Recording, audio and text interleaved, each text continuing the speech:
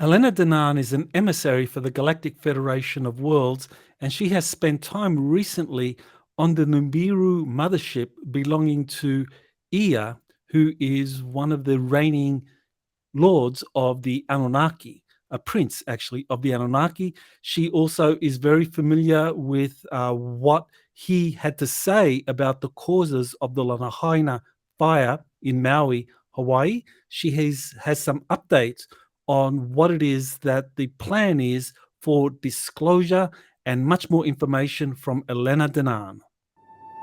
You are listening to Exopolitics Today with Dr. Michael Salla, your source for the uncensored truth regarding the human, extraterrestrial, global, and political agenda. Click the like button and subscribe to this channel. And now, here's Dr. Michael Salla.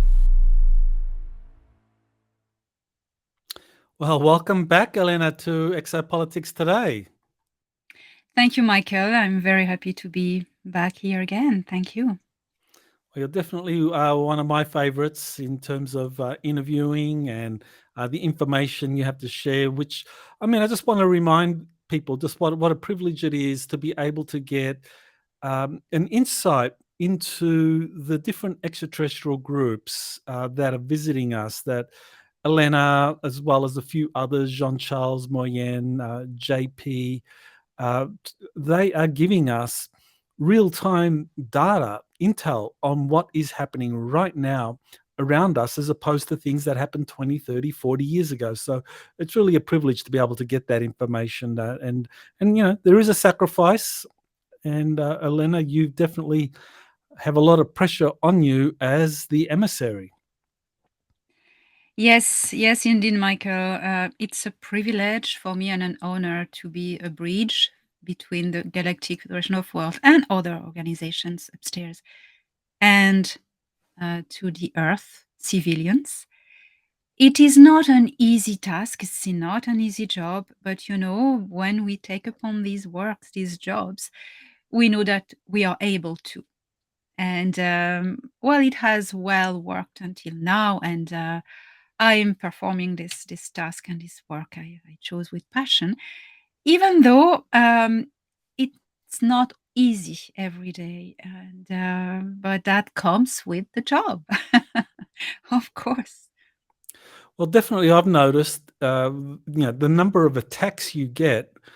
I have experienced that with others that I've worked with who did get a lot of attacks, and I think that's when you truly are kind of like getting accurate intel from the galactics or secret space programs, you get attacks, and you have been getting a lot of attacks. So, you know, what that tells me is that, you know, you're over the target with your information, and there are people that don't want that.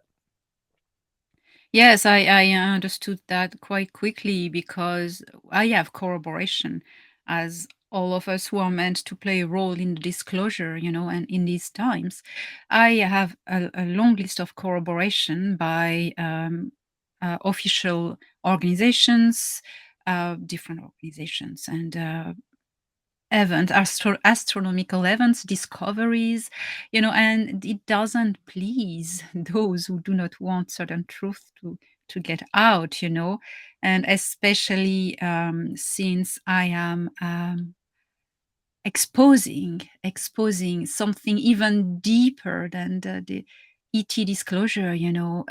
It's all about the religious institutions that are working against the disclosure, the revelation of the truth, you know, and those ones have a lot of resources to intimidate those they don't want to speak, you know, that they speak. It's the resources are incredible. It's wow. Yeah, it's kind of really ironic when you think about it. That, I mean, when we look at the present state of UFO research, exopolitics research, you know, people want to talk about the flying saucers, the UFOs. They want to talk about how they look, how they behave. That a number have been retrieved, that have crashed, have been retrieved, being reverse engineered, and yet when people like you come forward and say, well, the occupants have contacted me that I'm in communications with them. They're taking me up on the craft. The scientific community or UFO researchers, the overwhelming response is like, nonsense, you liar, they're making it up. And it's just like, and it's like, well, don't you want to hear what's really going on now? I mean, rather than just speculating based on photos and evidence of crashed craft that occurred 30, 40, 50 years ago. I mean, don't you want to know what's happening right now? But it's like it's like this frenzy of dismissal and ridicule against people like you who are actually having face-to-face real-time interactions with extraterrestrials. Yes, because we are disturbing their secrecy, and they allow people in normal times to say, "Oh, I saw a UFO. Oh, yeah, great. Report to this organization or this or other organization." But the people, genuine witnesses of UFO sighting, they don't know who are behind these organizations, and they all these organizations are made for to suffocate disclosure. We have had the best example was the Project Blue Book. That was the best example, and that continues under other names.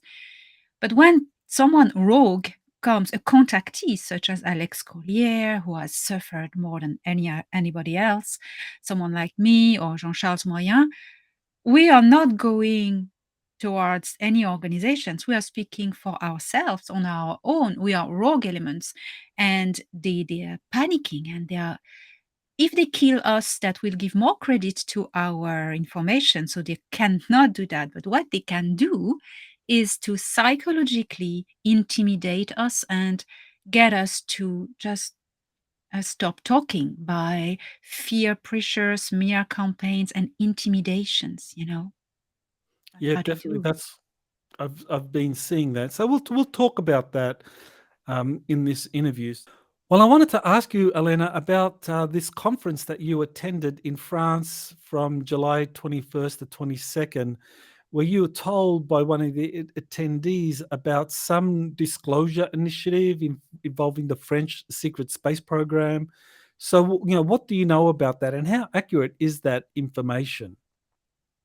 Yes, I was approached by this person who, in fact, had um, acquaintances and ties with French secret services. And this person told me that there is about 2,000 French young people who are in the army, French army, and who are ready to speak because they are working in Solar Warden. So 2,000 French young military people who are working in Solar Warden are ready to speak. So that's the information I got. That's amazing, because that would definitely, change the world dramatically if you had a major nation like France allowing all these witnesses to come forward. But I don't think this is going to be something that just happens in one country. I think it's something that is being coordinated. That it's just not France. I think the United States and other countries, Britain, Australia, they're all getting ready to release this information. And a really good example is this David Grusch from the United States being the kind of like whistleblower to all of a sudden get a lot of mainstream attention. So David Grusch, I mean, is he really like just the first of many, many hundreds or even thousands of people coming forward as whistleblowers talking about their firsthand experiences?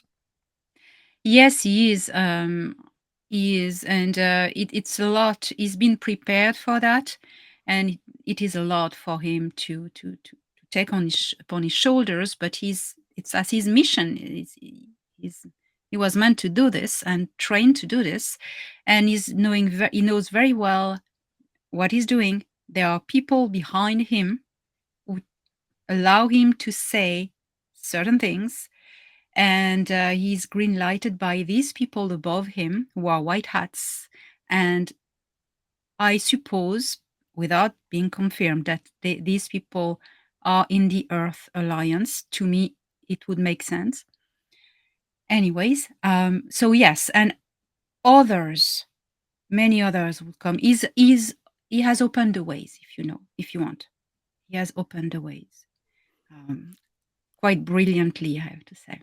Yes, he's very articulate, very very knowledgeable about the information, but he's doing it in a way so that he doesn't get locked away, that he reveals classified information, but he knows many other witnesses and the names of the programs and where this is happening. And so, yeah, I think this is very much a part of what is a coordinated plan. So that raises the question, with David Grusch, what you were told about French secret space program, witnesses coming forward. Is this part of this Galactic Federation of Worlds Earth Alliance plan that Thor Han dropped off to General Glenn VanHerck back in, I think it was January 6th of this year, that I wrote an article and we where I discussed this, and of course you came out with that disclosure. So yeah, where you talked about seeing this disk or this thumb drive being dropped off to General VanHerck by Thor Han. So you want to talk about that and how you think that might relate to what you were told about French whistleblowers and of course David Grusch and others coming forward in the Five Eyes countries. Yeah, so this update that was given in this device, we just saw the drawing there, that was the hand of Thor Han handing this device to General Glenn VanHerck, which I identified later on as him. This was the latest update, the last update for the disclosure plan, which wasn't created yesterday. And this disclosure plan, so there are two things to say. This disclosure plan, what it consists in, there are two separate domains in it, two separate parts, the ET part and the Earth part, okay? So in the ET role, so that's the Earth Alliance and the Galactic Federation of Worlds. The Galactic Federation of Worlds with the Intergalactic Confederation, these two organizations, are taking care of the disclosure of crafts. So they are in charge, they decide to be in charge to show their crafts more and more in the skies, show orbs. And these crafts are unmanned, they are drones. They are sometimes it's real big craft, but they are there's no one in it. It's moved by distance because it's not yet really safe with the human,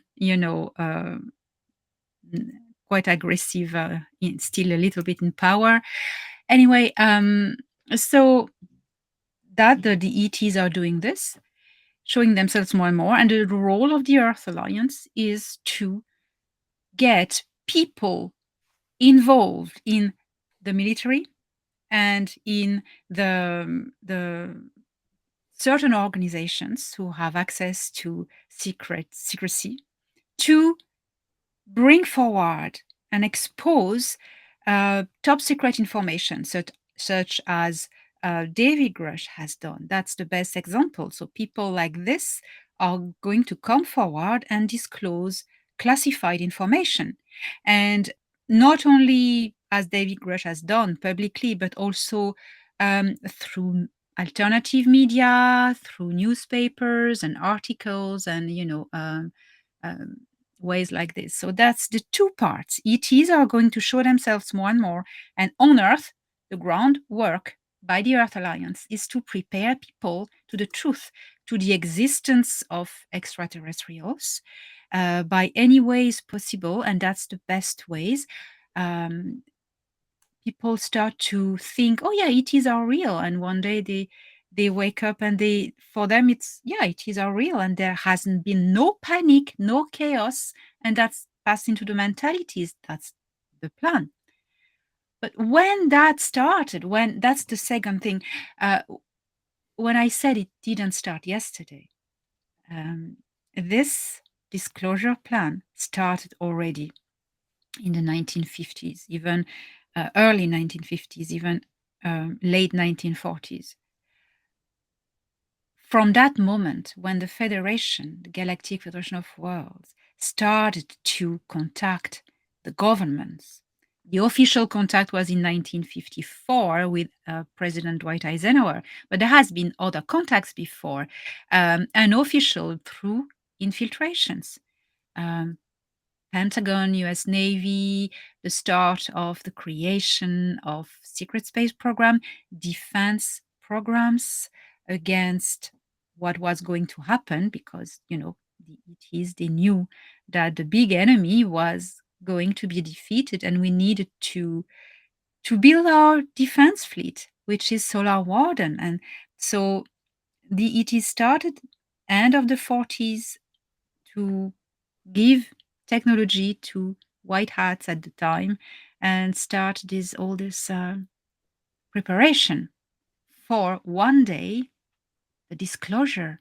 What they've done, they've not only worked in secret with the positive military on defense, secret defense space program, but also they infiltrated different organizations of the deep state. I'm not going to name them here. I let everybody guess. But these organizations have been infiltrated by positive people, I would say, positive agents from the Galactic Federation of Worlds, ETs, and as well humans who were reporting to the Federation and the Earth Alliance about what was going on. And they learned and they had access to secret classified information that now they are able to talk about it and to reveal it and come into the light. And there's a lot of these infiltrators, positive, good infiltrators, who are going to come forward. And that is going to be a big shock for the deep state, because that's going to be a wave. Everybody's going to talk about all these things. And it's getting exciting. We are there, Michael. That's it. It's happening. Do you think David Grusch is one of these infiltrators that really is like someone that has connections with the Galactic Federation? Because, I mean, it's very courageous what he's doing, because no one, I mean, he's shifted the narrative quite dramatically from, just UFOs are this unknown threat that are harassing military facilities to all of a sudden now people are talking about captured alien craft that are being studied and reverse engineered in corporate laboratories. So do you think Grusch is one of these infiltrators? I do not have evidence of that, but I would say that it would fit this without having any proof. Why not? I would say. Mm-hmm. Okay. Yeah, that would make sense. That would make sense.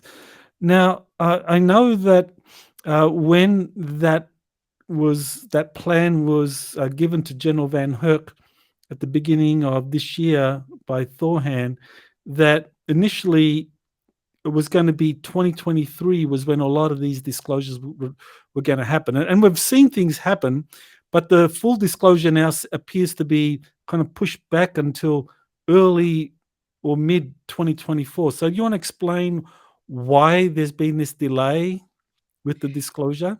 Because the deep state is fighting back like crazy. And they always try to get in the way and discredit people. I mean, everyone saw how David Grusch, because we're talking about him, has been attacked, defamed, and they try to dig to find information in his past. Well, the information they found, it's ridiculous, because he didn't take off him his clearance, So it's ridiculous. But they're trying, and they're trying to really fight back and cause distractions as well, So that's why it's delayed. It's delayed. That's why it's delayed. There's something as well that is going to be a critical moment is the American elections. So that's going to be a critical moment, and the deep state is trying to gain time, postpone the disclosure to,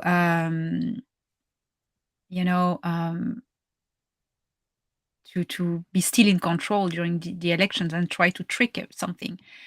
So it's still a war. It's true that the deep state it's collapsing. It is, but they still have a little bit of power, and that's what delaying everything. I wanted to talk a little bit about your continued communications with Ea or Enki, where you have been taken onto his craft a number of times, and he's answered a lot of your questions and giving you real-time information. So maybe just talk a little bit about, what is the relationship that you have with Ea? I know you're an emissary for the Galactic Federation of Worlds. What kind of status do you have with Ea? And do you want to just explain that? Ea and I are old friends. We've known each other from other lives, and he trusts me. He trusts me a lot. We were very good friends, and that's why he's decided to talk to me and give me information. So that's the relationship I have with him. But then I'm visiting him more and more often, and I am getting information about the past, about certain technologies and genetics. I'm visiting libraries, believe it or not. The Nibiru ship is a museum. It's a museum. There's so many things of the past in it. And I could talk about this ship for hours because I've seen so many things on it. The different districts, the royal district, the civilian district. It's big. You have the military district as well. It's as big as the moon. Imagine. And it has its own gravitational field. That's why it's not approaching Earth. At the moment, it's in the orbit of Jupiter because it's safe there. It doesn't disturb anyone. But, it's a big ship. And it's always a wonderment to be on it. It's up there, and you're able to talk to Ea about Earth events.